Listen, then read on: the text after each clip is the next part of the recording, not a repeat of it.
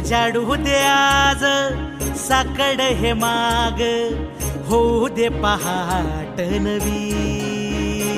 आता होऊन जाऊ दे साऱ्या जगाला पाहू दे, पडू दे पाऊल जरी काट पाया खाली साखळ्याला येऊ दे, पडू दे पाऊल. मोठी लढाई र लढू मातीसाठी र मनगटाचा जोर लावून,